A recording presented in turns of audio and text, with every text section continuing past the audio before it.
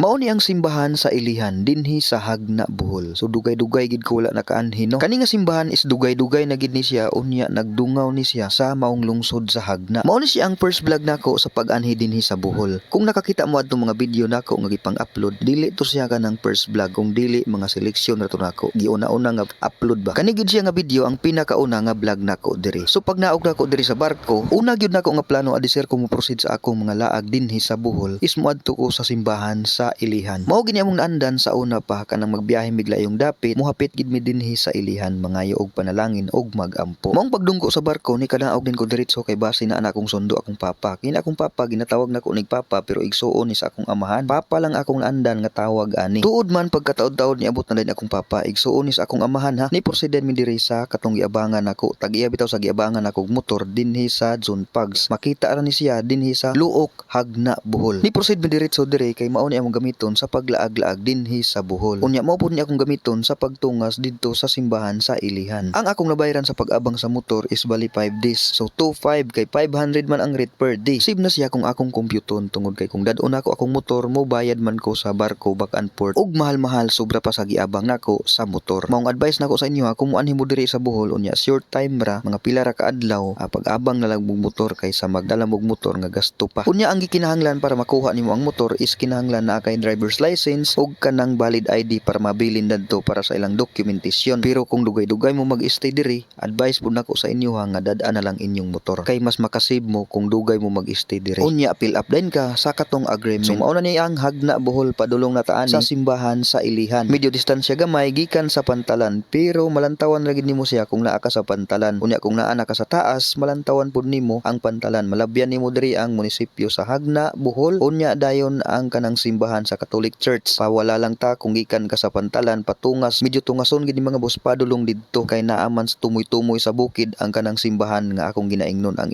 Ilihan nga simbahan. So dinhi nga portion mao na ni akong gamit nga motor katong giabangan ako Honda Click. Medyo kusgan-kusgan gid siya no. Pero ang dalan diri patungason man medyo utong-utong siya gamay tungod kay naaman akong angkas akong papa isuon sa akong amahan. Niagi ta dinhi sa tunga-tunga sa kakahuyan, makita ninyo sa kilid-kilid nga nay nagbaklay-baklay, nagjaging-jaging tungod kay bugnaw kay ning area diri kay landong kaayo. Unya di pud kayo busy ang dalan busa dinhi gid sila gajagingan siguro. Mao gini among naandan mga boss among pamilya. I don't know sa inyo ha. Basta mo biyahe gay miglagyo mga boss, mohapit gid mi dinhi sa Ilihan basta nami diri sa Bohol. Mangayo mig panalangin og magampo. Tanan-tanan na. Maong dugay-dugay naman ko nakabalik dinhi kay bata pa man ko ni balhin na mig Mindanao. Unya karon kay nakabalik naman ko. I mean nakauli. Morning una nako nga gianhian tungod kay dinhi ko mangayog panalangin nga giyahan ko sa akong paglaag-laag dinhi sa Bohol. Sa una mag-anhi mi diri kauban akong ginikanan is baklayon ginamo ni gikan sa sentro sa Hagna padulong diri. Layo-layo gid siya, singot-singot gid ka. Unya moagi gikaaning ka na murag tuktok nga dalan para makaabot lang gid mi ani nga simbahan, magampo og manalangin. Tungod kay magbaklay ra man mi sa una padulong diri, maong dugay-dugay gid mi makaabot. Kani nga lugar is usa ni kabalaan nga lugar. Ako lang ni gibidyohan para